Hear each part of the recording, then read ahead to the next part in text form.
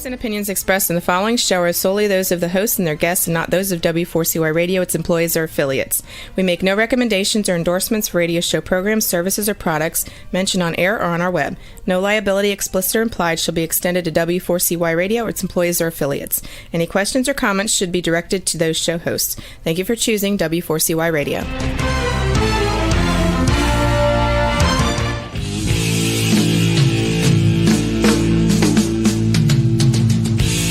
Welcome to Outdoors People with me, C.W. Getz, and her, Maya Marzaki.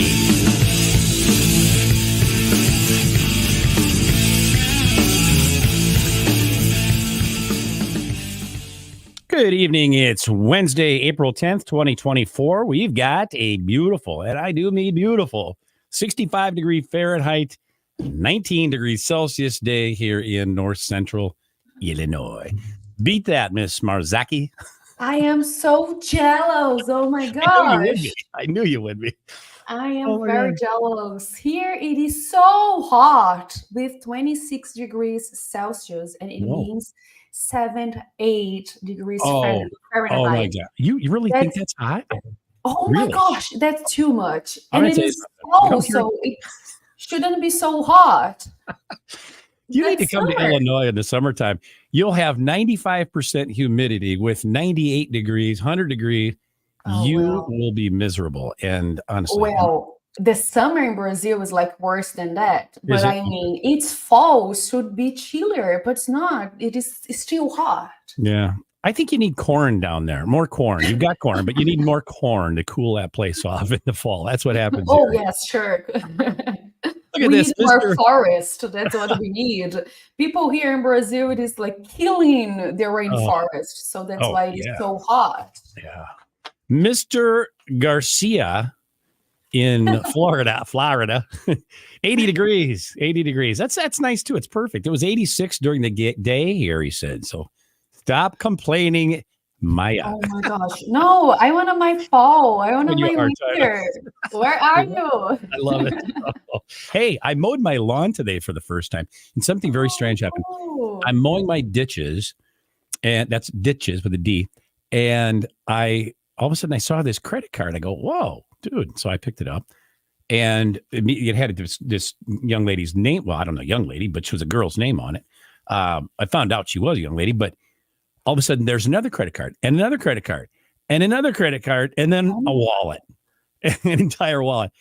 And then actually way up in my yard, I found another credit card later. I go, this girl, I got to get this, get a hold of her. Well, fortunately, her driver's license was in there, no major money, so I can't retire yet. But anyway, the whole thing is, I told my UPS man, it was such a small community, and he called someone, got her phone number right off the bat, and they immediately called me. She lost it in Halloween. So, yeah, it's been a while. Oh, my gosh. Winter. Yeah, absolutely. So, yeah, so it's just funny. So but this funny. Girl will be united with her wallet and her credit cards as soon as tomorrow. So, our plans to return it to her. So, yeah. Good for her. Good for her. It was in your yard. I know, right? The chances of that being in my yard and not down the road and, the cornfield are... Right? Well, let's meet tonight's guest. 50-year-old public relations and marketing expert Liz Galloway grew up in Salt Lake City, Utah. While attending universities in Utah and in international online programs while living overseas, she earned degrees in pre-law, business and hospitality, and aviation administration. Liz also achieved certifications in yoga and group fitness, and she's licensed in therapeutic massage, RYA, essential navigation, seamanship, STCW standards of training certification, and watchkeeping for seafarers, as well as having obtained an FAA Part 107 drone certification and an International Association of Wilderness Guides Jungle certification. She also has a background in student rotor pilot training and helicopter pilot training. Liz has spent the past 20 years in various positions of international travel and tourism, public relations and marketing, as well as luxury wellness and medical tourism, both domestically and internationally.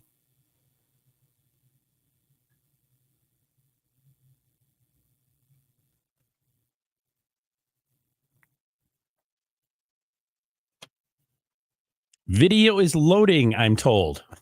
This is silence. Here we go. Oh, no, we're not. It's me again. Okay. We have a little technical issue going on. How is it? Can I say something while the video is loading? Yes. How she is able to have all those degrees in courses? Like, I think she's maybe lived a very full life. That's just my, or she's 300 years. I don't know. Well, I'll tell you what, some people do a lot with their lives. I'm probably not one of them. So, You are one of them. Yeah. Overachievers, they call that, right? Overachievers. Hey, where's Mr. Garcia? Mr. Garcia, how's our technical end coming on here? We got a video coming up, or what do you think? Mr. Garcia? Hello? Is Mr. Garcia home? I was too big surprise. Good afternoon, sir. Yes, we're preparing to leave Gosport Marina outbound.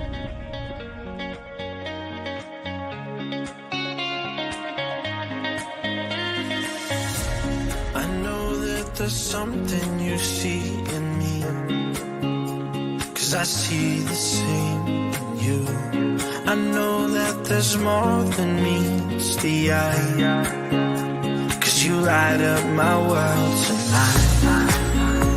So we should be floating to wherever we're going, 'cause if the sky is an ocean, then we're going slow motion.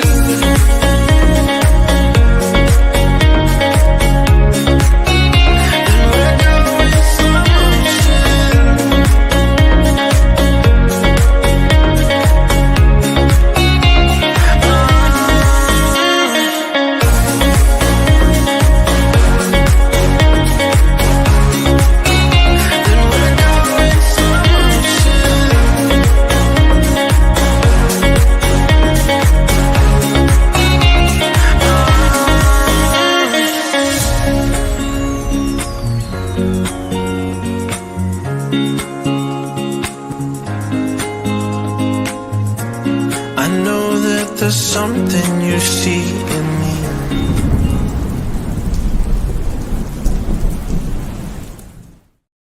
And with that, welcome to the show, Liz. Hi, welcome. I am so very impressed. Oh my gosh. Yes. Wow, you guys, like seeing that video again kind of brought a tear to my eye. Well, speaking of that video, I just learned that was my fault, so I'm not surprised. And it was a little bit too big of a file, but it said, Juan says the video is as big as her resume. No, that's no exaggeration. Very. Yeah. Thank you so much, you guys, and for inviting me to be part of this incredible conversation and join, the lovers of outdoors on this podcast. I think we're gonna have some fun today. I think two things: lovers of outdoors, but more so lovers of people in general.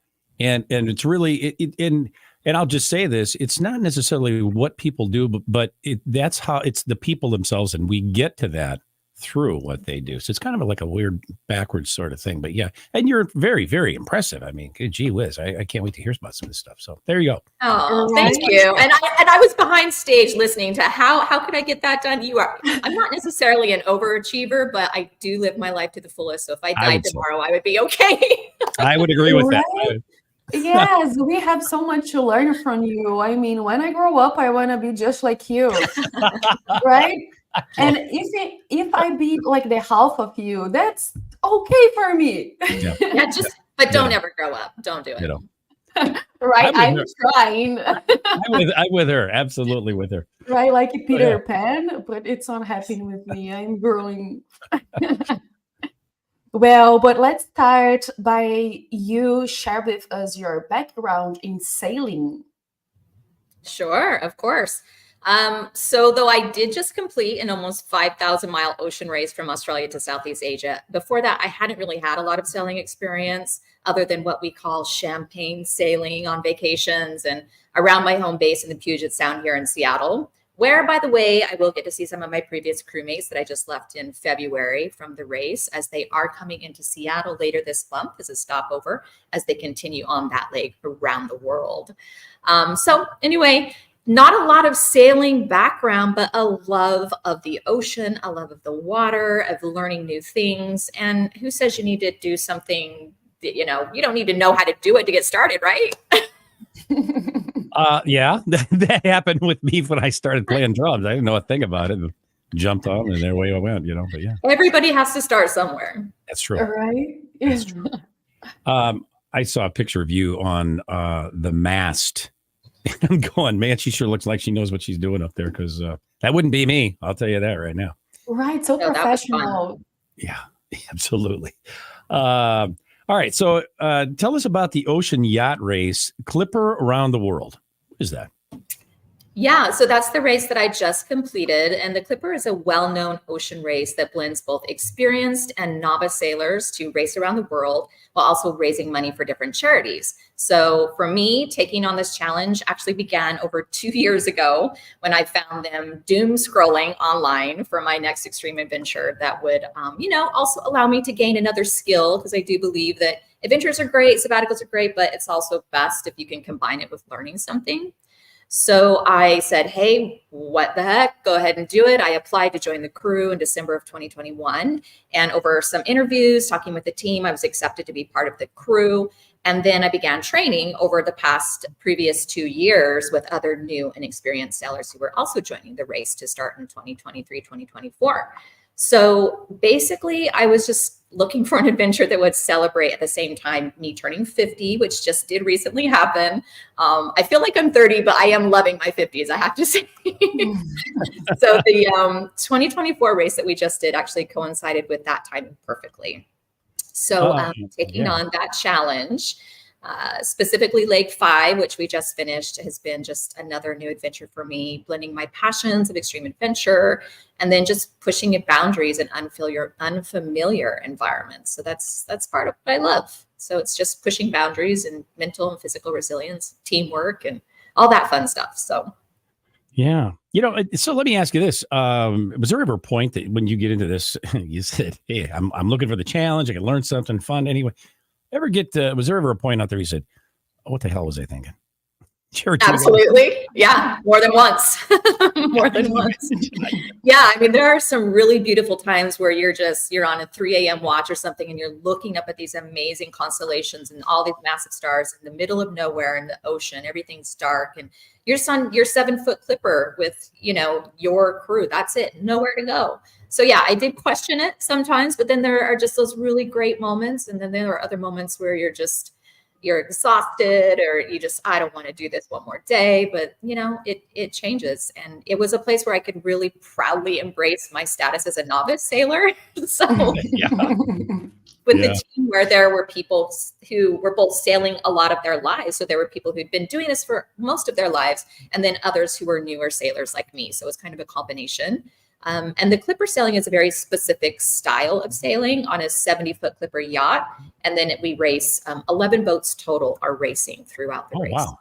Wow. Oh, yes, I'm so impressed of you, because you just wanted and then you went for it. Like, I don't know how to do, but I'm going to learn. You always been like that? Like, you want to challenge and then you challenge yourself, and that's about it. Doesn't need another reason. I want a challenge. That's all. Like, you always have been like that?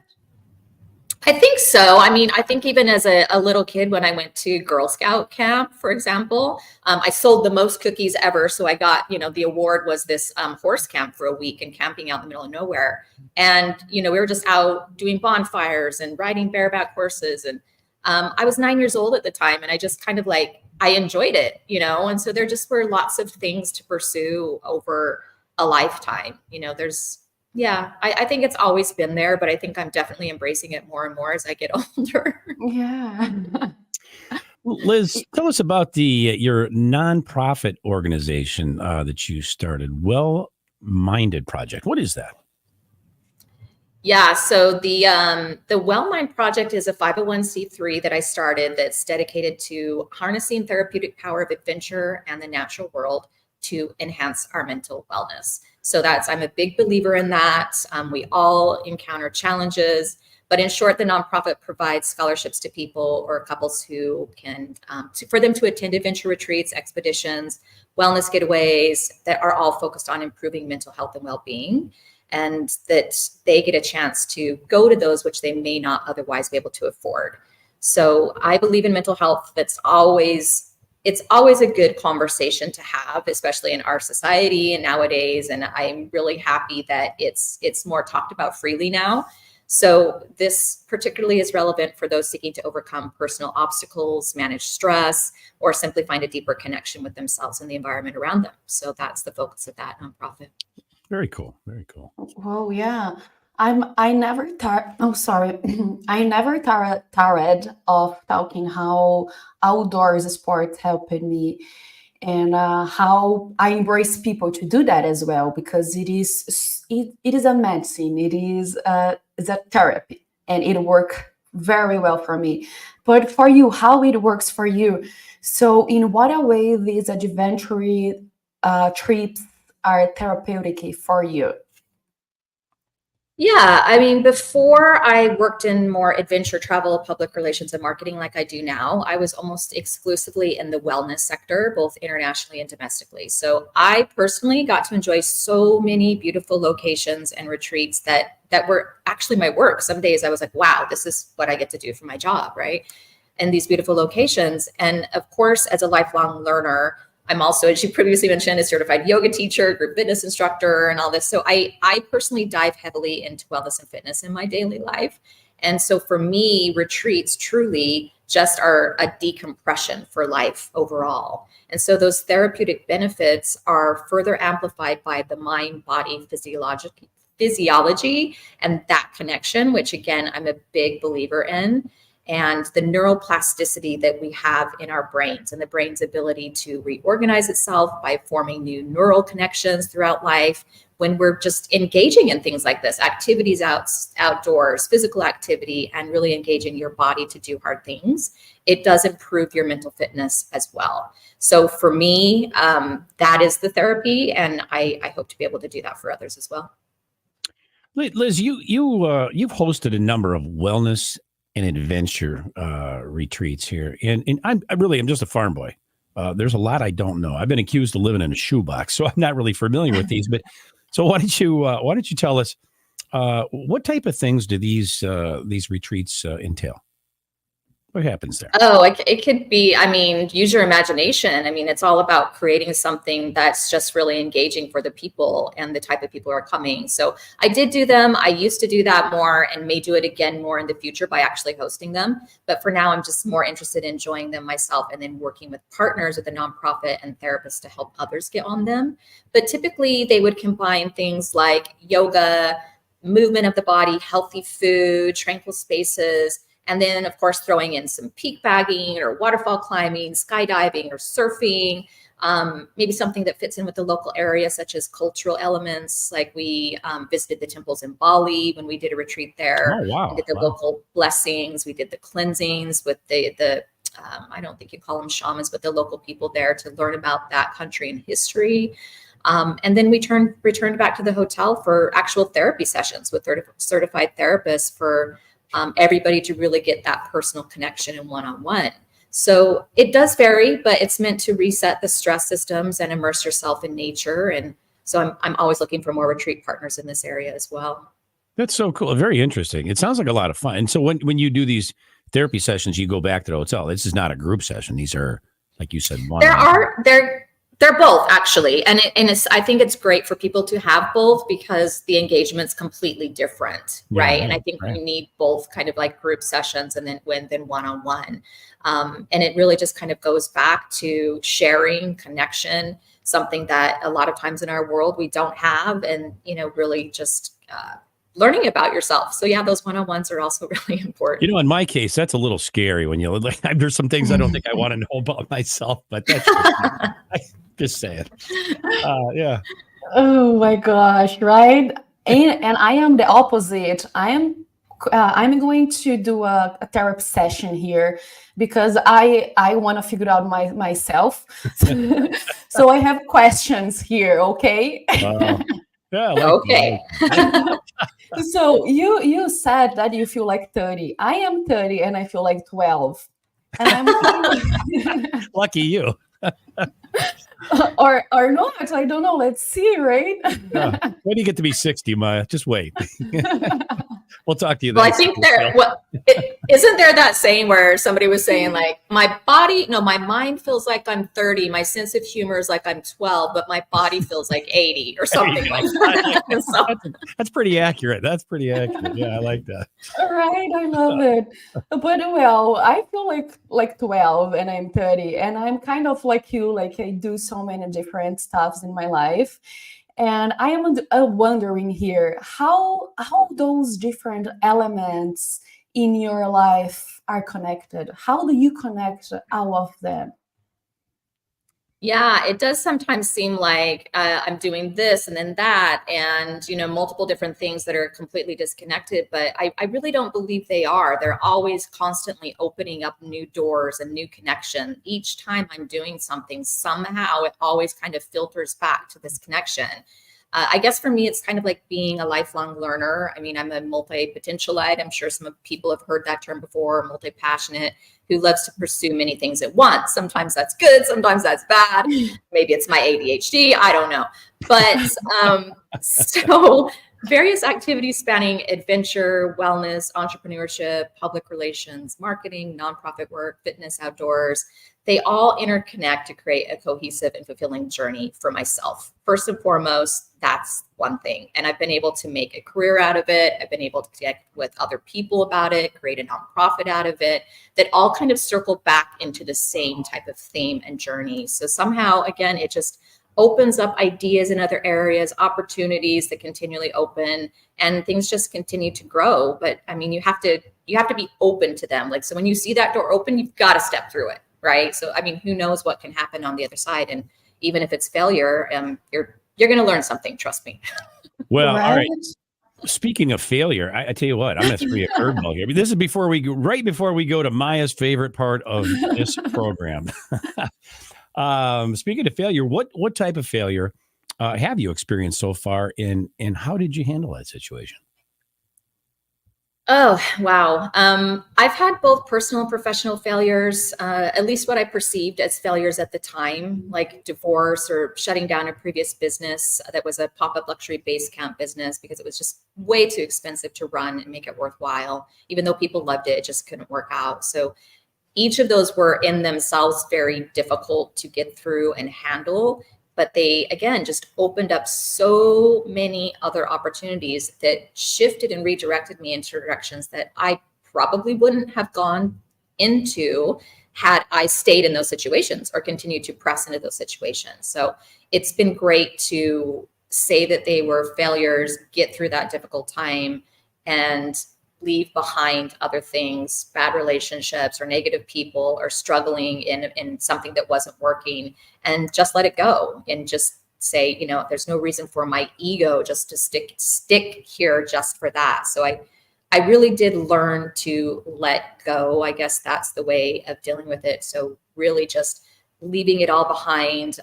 There are times when you feel really deflated or unmotivated, but that's also why I love seeking adventures, because it does have that interconnectivity. And I think with the recent ocean race, that was a perfect example of embracing this, because you're on the 70-foot yacht, you're with 16 other people, there's nowhere to go, you're living at 24 hours a day. I mean, literally on rotation, 24 hours a day, sleeping 4 hours on, four on deck, and so on. And you push through it. You've got wonderful days, and then there are others, like we were saying, you're asking yourself, what am I doing? What am I doing here? Just thinking, man, so, it sounds a lot like the military at some point, man. It's like, you know what I'm saying? Oh my God. There can be, but I mean, so I guess the moral of that story and your question is just resilience and persistence. That's the way for me to handle things. The ability to bounce back for me is key. And I always seem to come back better and learn more about myself. So persisting in my efforts and continuing to take those steps forward. Sounds simple, but also hard. Well, it is not simple at all, actually. One step at a time, one step at a time. Right, like babe steps. But I'm kind of speechless because I wanna say how brave you are, and I'm sure people look up for you. You are inspiration for many people, because sometimes it is so hard to move on, and it is so hard to try something new that you don't know, and you see and you face the problems and think as opportunity to grow up as a human being, and also make that changes for people as well. And sometimes, like, my friends, they ask me, like, oh, how could I start to do like a hike? I'm so afraid of a hike. And I'm like, it is just a hike. Just go out there and do that and try it out.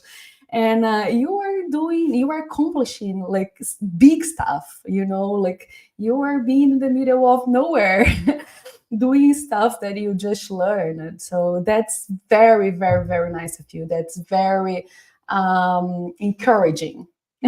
Oh, thank you so much. That is so kind of you to say. It's just seeking adventures. I love it.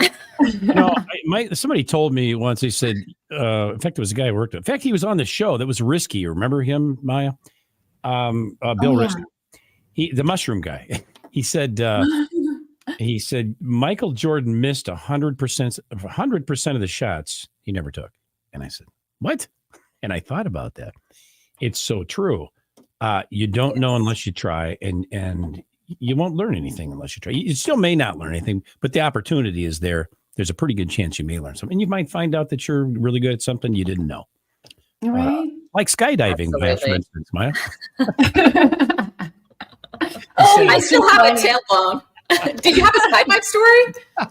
No, we could have had, but we did. We don't have that now. Yeah, he has. Someday. Yeah, he has, because he was kind of professional back then. Oh, yeah. Very afraid of heights. No. Come on, you are always professional. No, I want to hear that. No, not at all. Not at all. We may do it again in California if we go out to see Uncle Joe. Okay. Yeah. Okay, but anyways, I do climb. I rock climb, and I climb like big mountains, and I love like climb big mountains. As big as better for me. But also, I am afraid of heights. So he invited me to. I didn't know that. I did not know that ahead of time beforehand. Just so you know. I had a little disclaimer. Yeah, so he invited me, and I was like, oh my gosh, I'm so afraid. I don't know if I can do that. But I kind of regret. I'm going to try. Yeah. And I will let you know. There's a little Jackie Gleason in there when I said skydiving, and Maya went, hamana. Yeah, I was like, my heads were like sweating, and I'm like, oh my gosh, I'm going to jump from a plane. Yeah, we don't want to send you home in a body bag or anything like that. But yeah, I get it. Totally get it. Well, you'll have to let me know next time, because I do love some skydiving too. I think just last year, my tailbone healed from one of my not so good landings on a solo. Yeah, because I was learning my solo jumps, and so there was one that just did not come down as well as I've never done a tandem. I've only done a solo. I didn't. I don't know if I trust a tandem person. I don't know. Maybe I trust them, but I just would feel weird. I don't know. We never had that option. We threw us out of a plane, static land on your first few jumps, and good luck.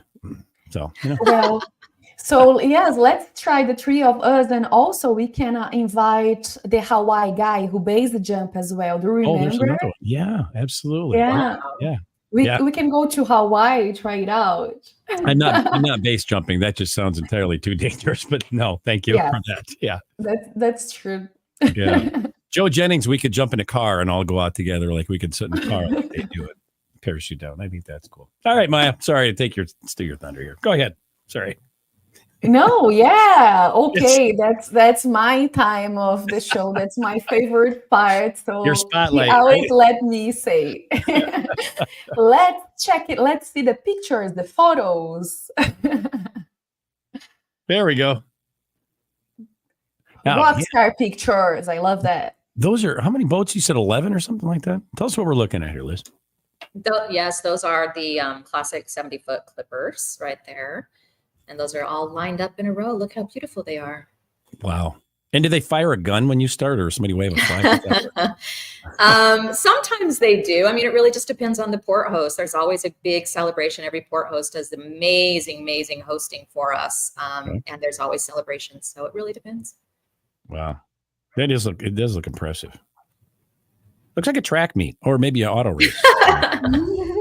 It is kind of a track meet. Yeah, right. I like that. So cool. That's beautiful. Yeah. It looks Always chilly. nice to see a little sunset. Oh, that one was very chilly, yes. But on the way over from Australia to China, it was actually quite hot. So we were in shorts and swimsuits and dumping buckets of water over our head and trying to stay halfway hydrated. So Wow. Oh, sorry. Go ahead. No. Go ahead, Mike. Go ahead.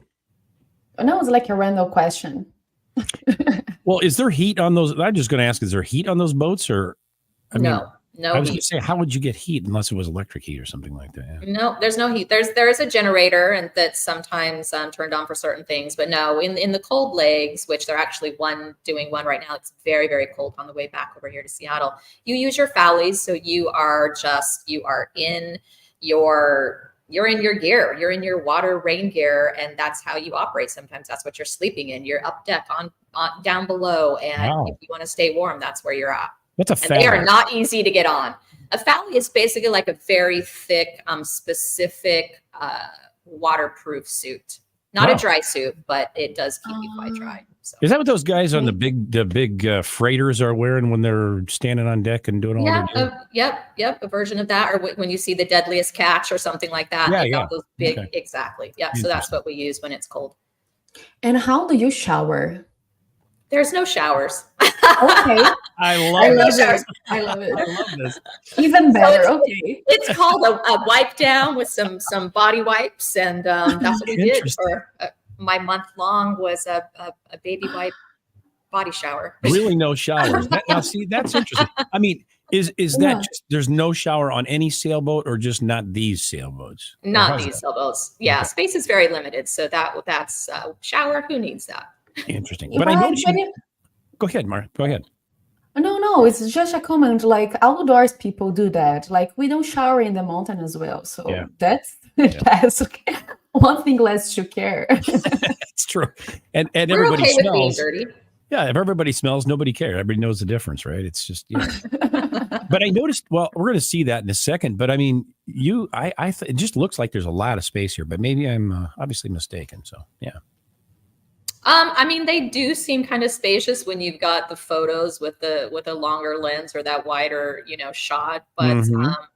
they're not small, but they're not huge either. So there's not a wet It's, bar on 70 deck. feet. then. No. Oh, interesting. No But, lounge. Okay, that's kind of a No, bummer. no. You are just trying to stay hydrated with the water that comes through the water maker and those long Yeah. ocean runs. That's for Yeah. sure. Yeah.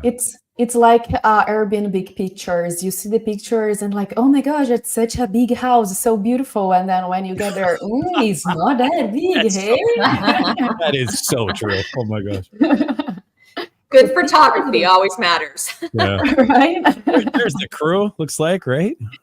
Well, that was, one of my training crews. So that was, like I said, we trained for the 2 years prior to the actual race. And so this Oh. was one of my training crews in the UK. I've met so many just great teammates and interesting people from all over the world. I mean, it's an international race. People come from South Africa, Sweden, Australia, United States, UK. Everybody is on board, different people training. So you never know who you're going to get paired up with. I like the purple boat. Oh, and that's the best part of outdoors. You can connect, like do real connection with real people. Yes, that are in the same situation as you are. Like they made the same crazy decision to make this choice for this particular adventure, right? So yeah, whatever you're doing, whether it's outdoors, peak bagging, you're skydiving, there's a camaraderie there, and you are going through this yourself. So selves to get butt together at the same Very time. cool. In your case, you guys are in the same boat. Yes. Yes. I mean, no pun intended. Oh, I'll be here all week. Yeah, tip your server, right? Right, Maya? Look at this. Yeah. That's Oh, It's look yeah, you like get to drive the boat. I love it. That's a big. Remember, I took when we did an episode in Florida. We took a sailboat cruise. Those, I don't know what you call them, wheel. I call them a steering wheel. Those things are huge. And does it take that much strength? Is that why it has so big? So you have the leverage, or what's the deal on that? No power steering. Yeah, it depends. I mean, so it is quite large on the helm, and it depends on what you're sailing against. You know, if you've got large waves, then yeah, you are going to be moving that thing really fast back and forth very quickly. And most of the time you can maneuver it with slight and very gentle kind of back and forth touch, just watching that navigation. If you're doing it by like guiding by the stars, or you're guiding by, you know, some type of sight, or, you know, something in front of you, or you're doing it by compass. So it really just depends on the sea conditions, is what it comes down to. I love that big Garmin satellite thing in the back of your boat there. That looks pretty damn fancy. Oh, You notice that? I'm guessing they're not watching like television or anything like that on that thing. No, we didn't get to stream any Netflix. No, Yeah, but we Netflix. do have to stay in touch with home base. So that's why that's there. I don't even want to know what that costs, but that looks cool. I mean, it's awesome that we have that technology out there. and the random question: have you ever thought about doing that in Brazil? Because we have beautiful beaches and ocean.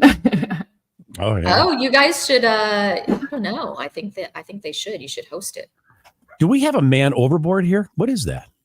Well, that's training for a man overboard. Oh, Yes. okay. We're going to see a rescue here. Wow. Yeah. That's me trying to kick off the side of the boat to give myself more leverage to reach who we call Bob. That's the dummy in the water. Oh, I love that. I love that. Yeah. Oh my gosh, Bob.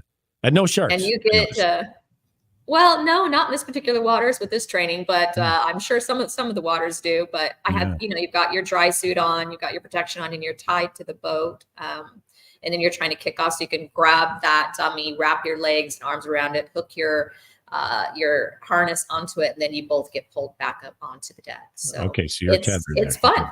Yeah. Until the shark cold. comes along. Then it's not much fun, I'm sure. Oh wow. That's so cool. I bet it is cold. Yeah. There's more helming. That wheel's almost as tall as me. Yeah. It looks like so professional. I love it. Like so rock star, so fancy. I love it. Like so, you know, like so brave. Very concentrated. Very concentrated. And you're in shorts here. And now I was thinking this was, yeah. But is it not cold, or how does that was coming over from Australia, so it was very hot. And the only reason I'm covered on top is so that I don't get sunburned, because it was so okay, strong. that explains that. All right, so strong, yeah. Interesting. And there's our crew coming over from Australia. That's one of our watch, because you do split watches, and so the others are down below probably sleeping, and then this is us trying to catch one of those sunsets. Does everybody get along on these trips? Most of the time. Most of the time. There you go. Yeah, most of the time.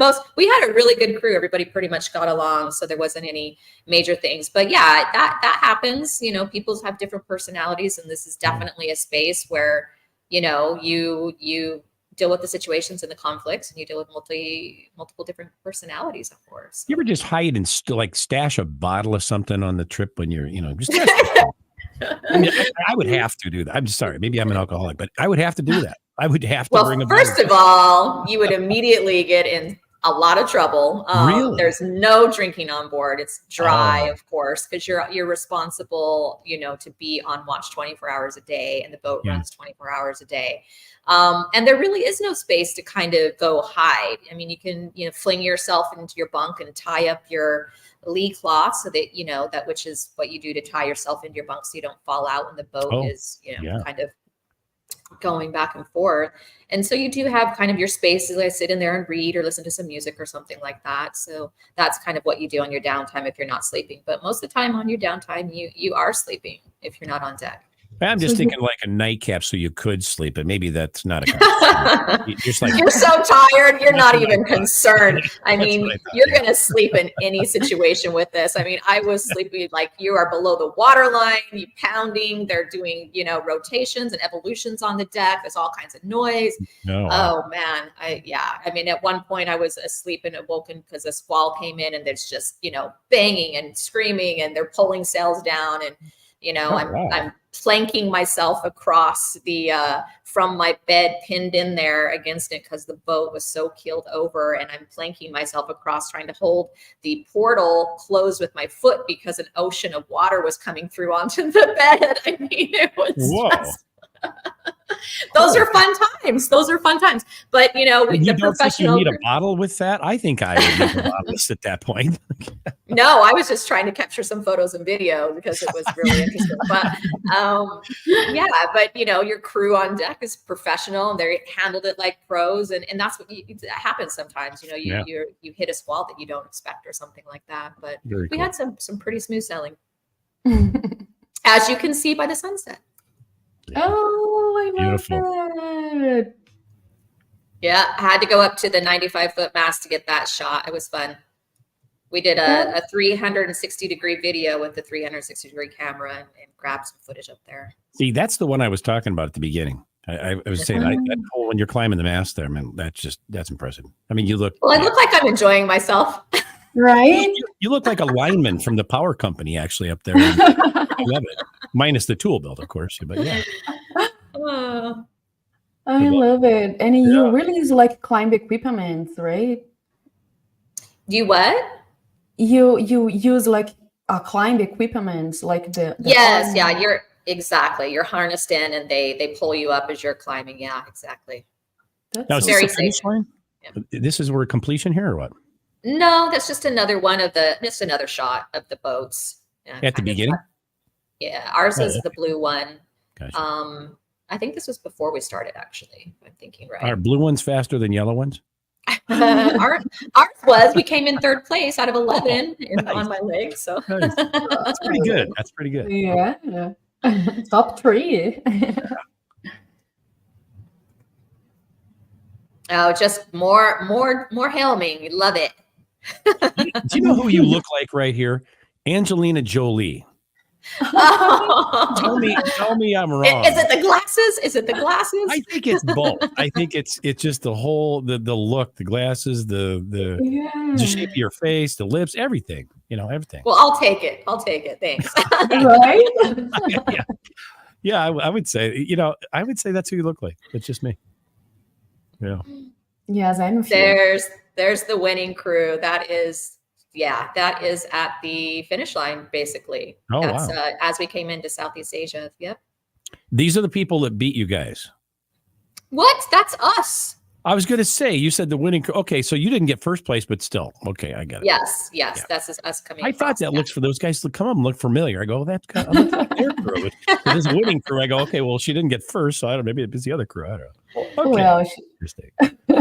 That's the awesome crew. How's that? Yes, that is an awesome crew. I seriously have met some of the coolest people through this community of sailing.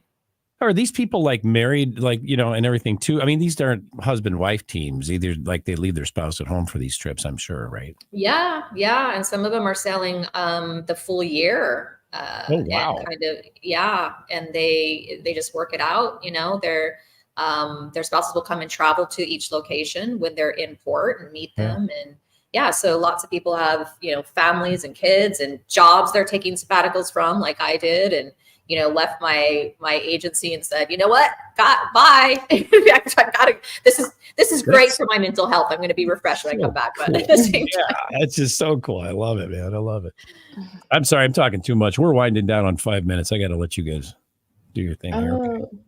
Just working on board, dumping photos, and you got to work wherever you can. Yeah, and everybody else has to do the same, I'm sure, right? They got to do their jobs. If they're online, they can do that, their job. Yeah, if you're sending photos back to home base, yeah. That's so cool. I love your cap. Thank you. I know, right? Yeah, so colorful. I was trying to figure out what it is if I know the pint. Well, I'll tell you what, this looks awesome. I really am disappointed that you can't bring a bottle of something just for those. But otherwise, it looks fantastic. I think it would be a hell of a cool type of adventure, something I've never done before. So, yeah. Yeah, I love it, all of them. And I really want to try once, actually. I think I would do the hammock, though, like Gilligan's Island. So you can go whatever. You don't have to get pinned up against anything. You just kind of don't know the difference. I love it. All right. Well, that's fantastic. All right. Moving right along. If you could offer, last question here.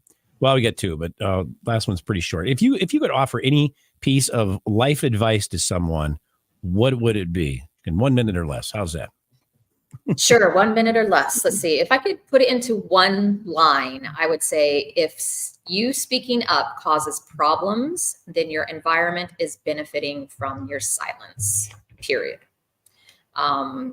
So I truly believe in that. Once you learn to understand yourself and listen to yourself and your intuition, and you do speak up, amazing things can happen. So go ahead and say the thing. I mean, really the only people who are going to hate on you are usually those people who aren't going anywhere. And those are the ones who are going to say something negative to you, but you don't want their opinion anyway. So that's great advice. So speak up. Really is. I like that advice. It is. Yes, it really is. Because, when your mind is free, you really are free. If you don't care and if you live your life and you are not looking for please people, and you are looking for please yourself, that's the true freedom. So I am totally with you. If you can type it up for me and send, and then I don't forget it. Thank you. So I'll put it on a t-shirt. I'll put it on a t-shirt for you. Okay, love it. Yeah. Well, where can people find you online and contact you? Yeah, absolutely. People can always email me at liz@lizgalloway.com, or go ahead and reach out to me at thewellmindproject.org or brandsanitymedia.com. So feel free to reach out. Very cool. Liz, I want to thank you very much for being our guest tonight. What a great life you've had and great story you have. And thank you for sharing some of that with us. I really, really appreciate that. Pleasure having you here with us. It's been amazing. Thank you both. Thank you. It was like a fuel for my spirit. There you go. Absolutely. So thank you very much for sharing your life and your adventures with us. And we also want to thank our audience for tuning in tonight's show. Be sure to tune in for next week's episode, Spanish Superwoman, with our guest, Irene Esquire. Along with Maya Marzaki, this is CW Gets saying thanks for tuning in to Outdoors People. See you next week. Ciao.